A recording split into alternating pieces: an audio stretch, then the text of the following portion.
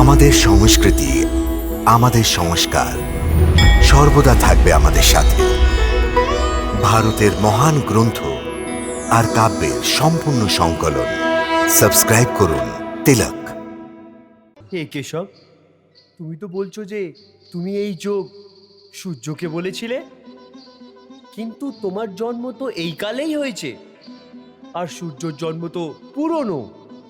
তাহলে তুমি এই যোগ সূর্যকে কি করে বললে? হে অর্জুন, এই মৃত্যু লোকে তোমার আর আমার অনেক জন্ম হয়ে গেছে, আর ভবিষ্যতেও হতে থাকবে। আমি অনেকবার এই মৃত্যু লোকে অবতরিত হয়েছি, কিন্তু তুমি অজ্ঞতার কারণে এই রহস্যকে জানতে পারোনি, আর আমি জ্ঞানের কারণেই জানি। কিন্তু হে অর্জুন, আমার জন্ম সাধারণ প্রাণীদের মতো হয় না। আমি আজেয় এবং অজন্মাও। আমি সমস্ত পৃথিবীর প্রাণীদের ঈশ্বর।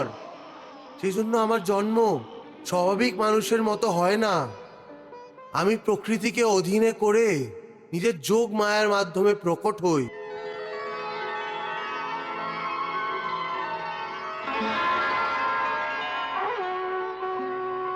হে মধুসূদন, তুমি সর্বেশ্বর, সমস্ত চরণভূমির স্বামী, ত্রিলোকপতিও তুমি। তাহলে তোমার মৃত্যুলোকে জন্ম নেওয়ার কি প্রয়োজন? আমার কোনো প্রয়োজন নেই, কিন্তু যখন যখন মৃত্যুলোকের প্রাণীদের আমার প্রয়োজন হয়, তখন তখন আমি ভূলোকে অবতরিত হয়ে থাকি। তোমার প্রয়োজন কখন কখন হয় কেশব? यदा यदा हि धर्मस्य ग्लानिर्भवति भारत अभ्युत्थानं धर्मस्य तदात्मानं सृजाम्यहम्। যখন যখন সত্যি এবং ধর্মের লোকসান হয়, আর অধর্ম এবং অসত্য বৃদ্ধি পায়, এবং পাপের সাম্রাজ্য স্থাপিত হয়ে যায়, তখন তখন আমি নিজেকে প্রকট করি। পরিত্রাণায় সাধূনাম বিনাশায় চ দুষ্কৃতাম ধর্ম সংস্থাপনার্থায় সম্ভবামি যুগে যুগে। আমার অবতার ধারণ করার তিনটি কারণ হয়।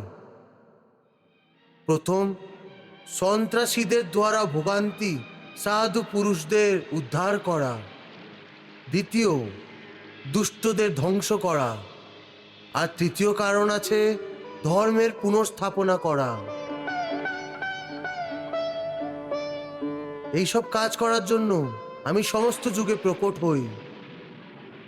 আমার জন্ম এবং আমার কর্ম দুটোই দিব্য।